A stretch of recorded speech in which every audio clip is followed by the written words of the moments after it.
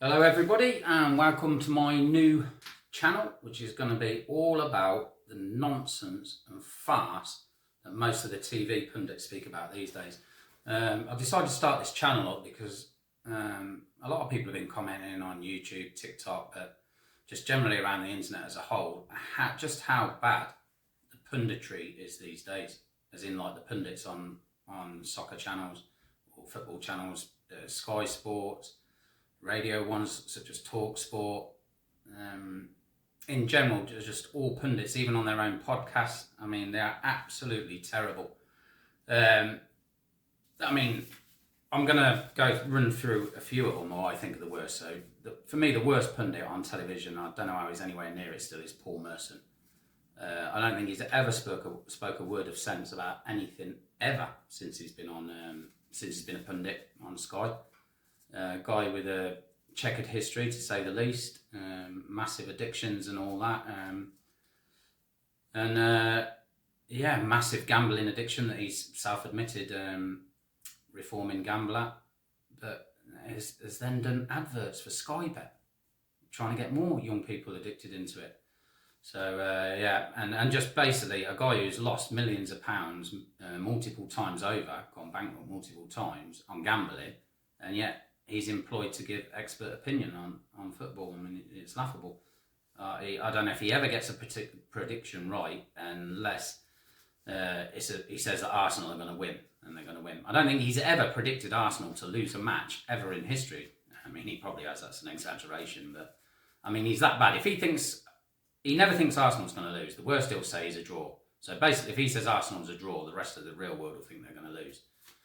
But it's just his punditry and his analysis of games and everything is just absolutely hideous.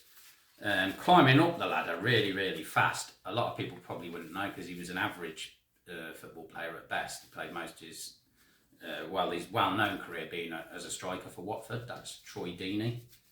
He's making a name for himself as being fastly grown as to be one of the worst football pundits around that's ever existed. In my list, he's climbed up to number 2. He's that bad. He's been that bad and that quickly that bad. He's actually gone up to number 2. So, let's have a little listen then of what Troy Deeney actually has to say. That is so nonsensical and farcical. I mean, you can make your own minds up, but this, as I say, everything on this channel is going to be my opinion of what's nonsensical and farcical. But let's have a quick listen to see what he says. For Liverpool, they should never let it get to this situation. But I understand there's a financial structure around that they want to try and keep to.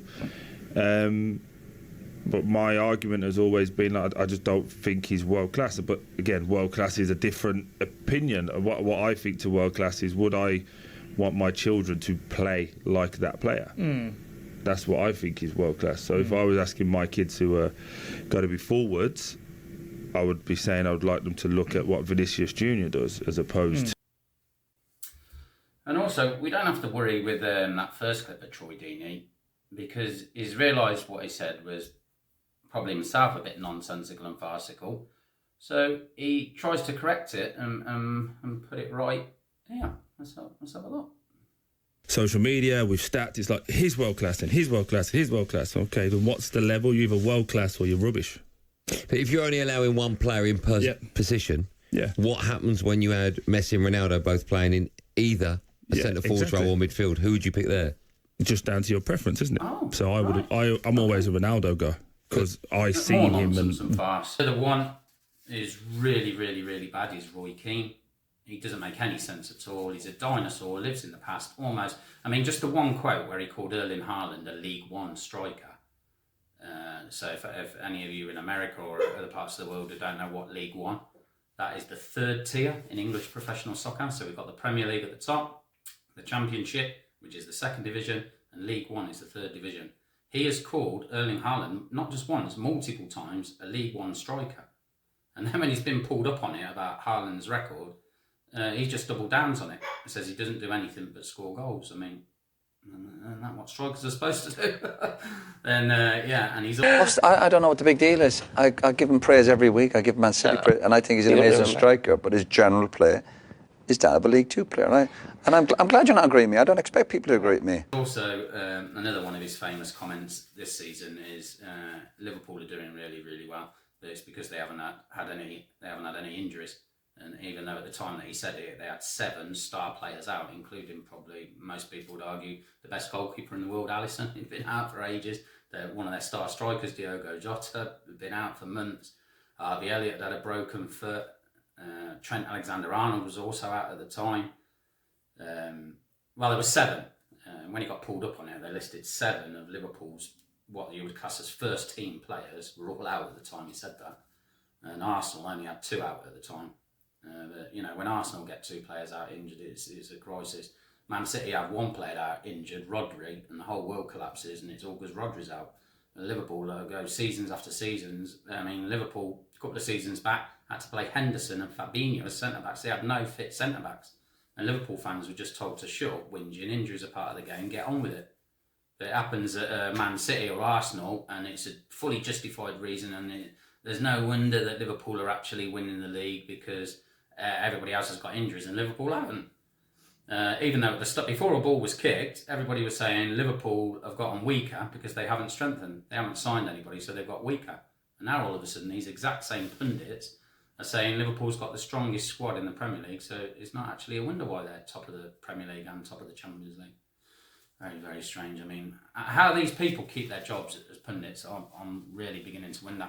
So I've started this channel off now, basically to pull up this nonsense and farce mainly. Every time they say something nonsensical and farcical, particularly about Liverpool, or when it involves Liverpool, I'm going to pull it up. And the reason for this is I'm a Liverpool fan, so I watch every single Liverpool game.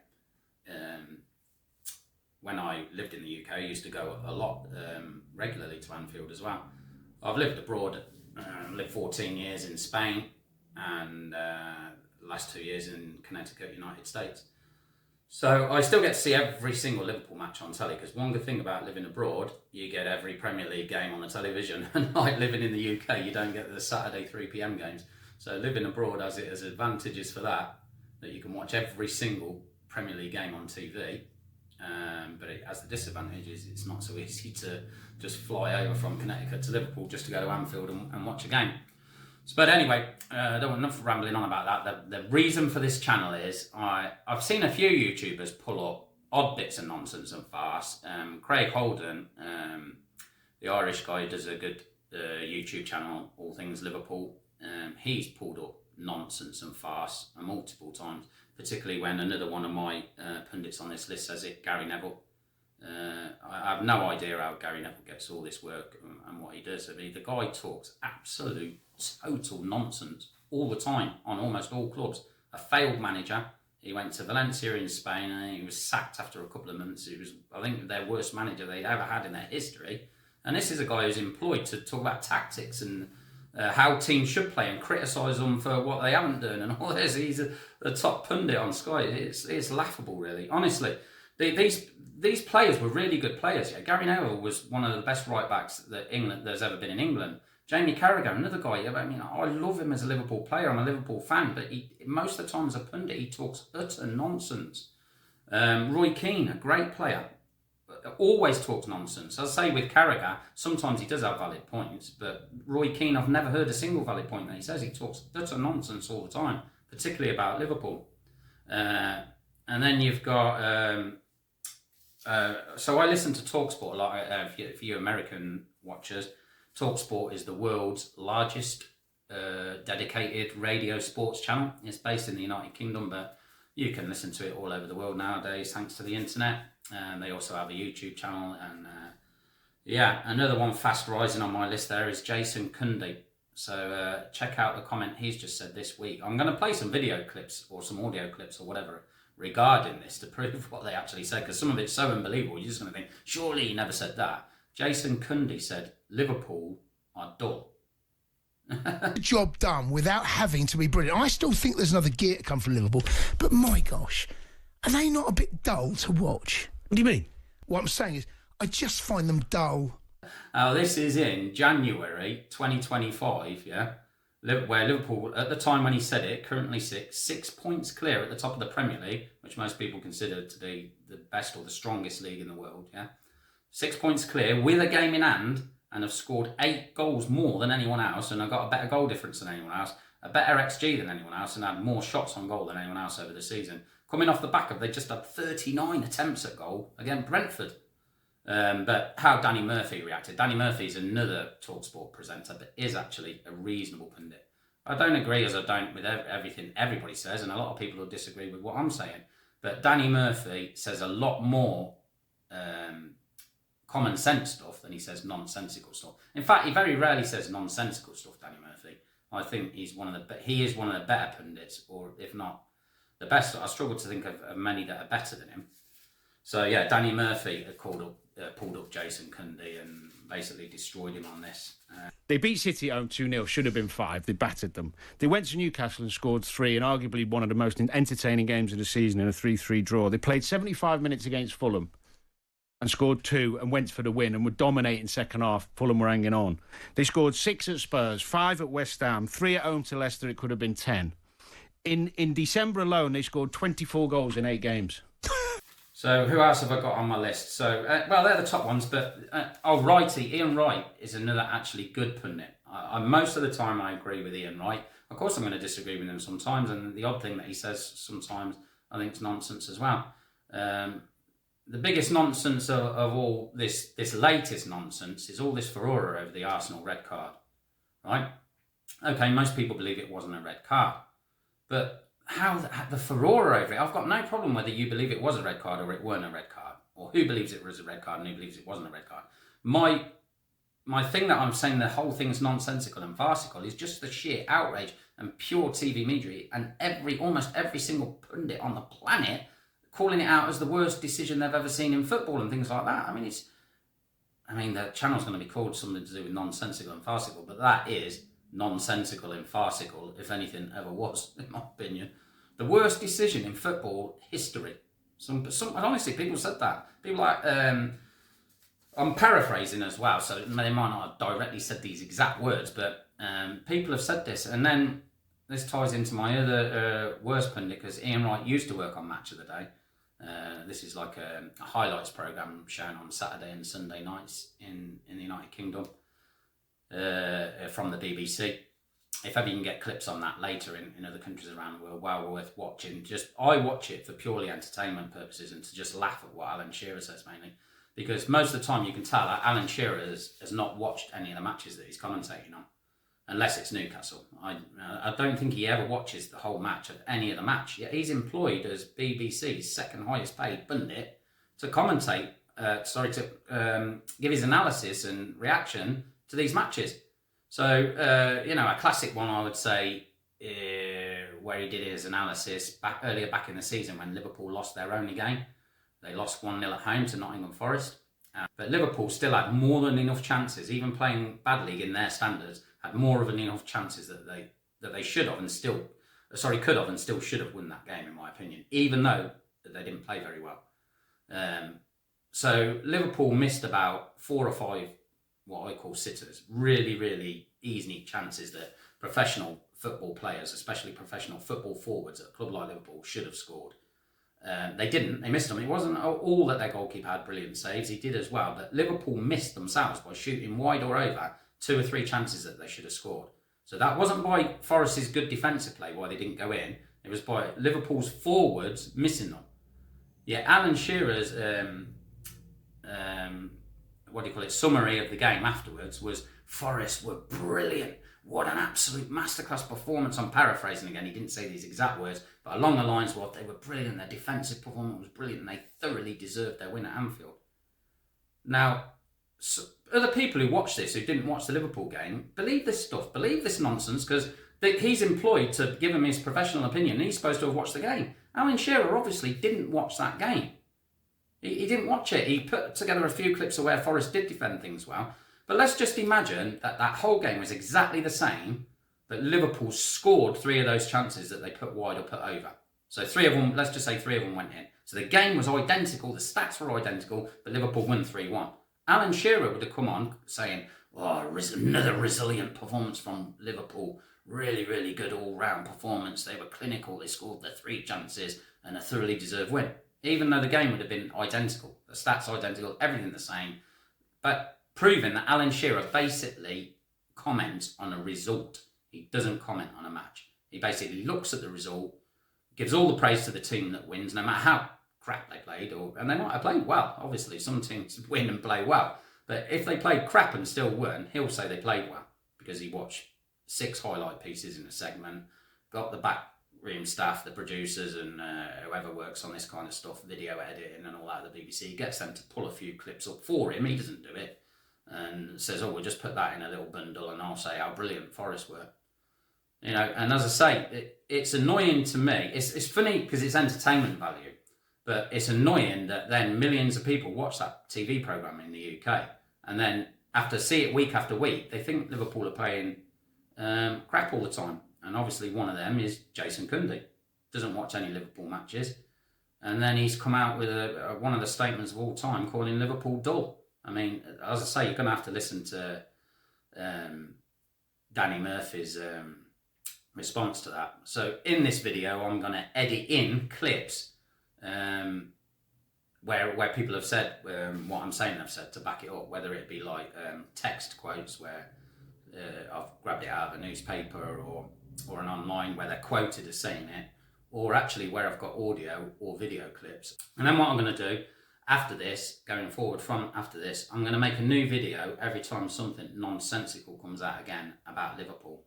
And if it's major nonsensical, even about another club where I can get enough information on it, i.e. the Arsenal red card, again, I'm repeating, the red card itself or not is not nonsensical. What is nonsensical and farcical is the overreaction by the whole world's media.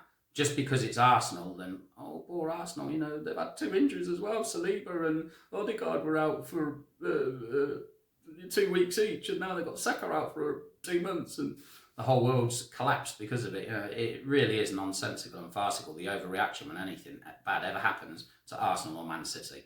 So, you know, Man City have Rodrigo out, and that's the reason why they've dropped off a cliff.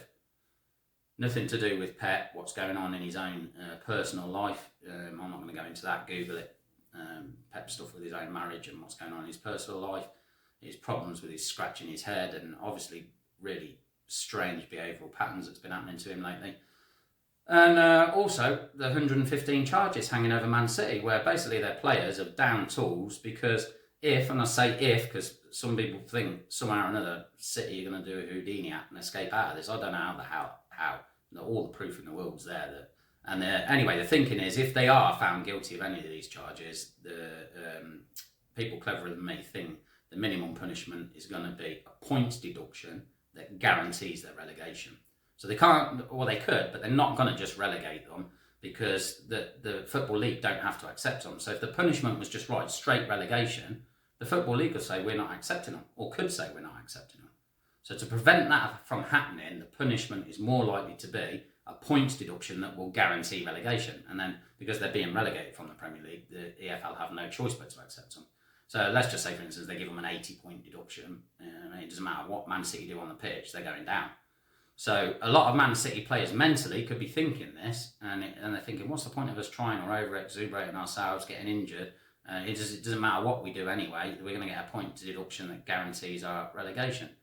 So these kind of things are more like the reasons for Man City's dramatic and fast decline rather than one player, Rodri. Now, Rodri's a very, very good player and probably the best defensive midfield player around. But missing one player doesn't drop you off from winning the Premier League 4 times in a row to going into relegation form. Now, they have picked up in a couple of games recently, but I think that's because they've been let off the hook by Chelsea. Chelsea should have scored the second goal, made it 2-0, and then I think it's a different story. City's heads go down, and they probably lose that game. In the Champions League, they were comfortably beaten by PSG when they were 2-0 up. So even though they've sort of like turned the corner a little bit in the Premier League, it was by smashing Ipswich and beating a Chelsea side that, in my opinion, they should not. They deserved to win that game in the end, City, by the way, because of how they played after they got the equaliser. And Chelsea made the biggest mistake of sitting off City. The last thing you want to do is sit off City. Your way of beating them is they're really poor at the back lately. You want to attack them. You don't want to sit off them and let their world-class forward players come and attack you, do you? So I don't know what's going on with the lighting in the background here. It started off really bright and now it seems to have gone really dark. But anyway, so I'm going to cut this video off here, and hopefully I edit in the clips that I want to show you. And I'm not going to ask people either to subscribe. One thing I hate whenever I watch all these other podcasters, even the good podcasters that I do like, is their constant going on videos. Please subscribe to me and like. It'll really help the channel. Subscribing and liking helps their bank balances. That's why they want you to do it. If you want to subscribe, then feel free to do so, and great. If you don't, then you don't. But I'm not going to be banging on saying like, comment, subscribe. If you want to do any of those things, please do it. But if you don't want to, then I'm not going to irritate you on every single video doing a segment where I'm putting banners or subscribe buttons and just basically doing everyone's head in when they just want to watch the video content. YouTube insert enough adverts into this stuff as it is, which obviously YouTube have got to do that, and that's how they make their money, and obviously that's how they pay their creators from the ad revenue. So, but for me, that's enough having YouTube insert ads into these videos. You don't need the YouTuber himself or herself or themselves banging on about you must subscribe or please click this button. Oh, it really helps me and I'll really thank you, and our target is to get to this and that. No, their target is to get as many subscribers and everything as they can so they'll get more money. That's it. There's nothing else. There's no other thing to it. So I don't know why they just don't say that. Anyway, so my rant over on my first channel, and I hope my next videos will be much shorter, yeah, because I'm pretty much going to make a video about each nonsensical and farcical thing. So if I'm only going to talk about one nonsensical or farcical thing, it should be, I would say the average would be around about 10 minutes long or something like that. So yeah, thank you guys. I don't know how many of you are going to be watching this. I might only get 5 viewers. I might be lucky to get 5. Might get 500. Might get 5,000. I don't know. I just hope whoever watches it can see a bit more reality of just how bad the pundits are, and I pretty much mean all of them. As I say, I can only think of 2 that are half decent: Danny Murphy and Ian Wright. I think the rest of them are absolutely terrible, and then some of them, the ones that I've said, Jason Cundy, Paul Merson, Roy Keane, Alan Shearer, Troy Deeney, these are just like, I honestly don't know how the hell they get jobs on TV. I just don't know. But anyway, keep safe everybody, and I'll see you next time.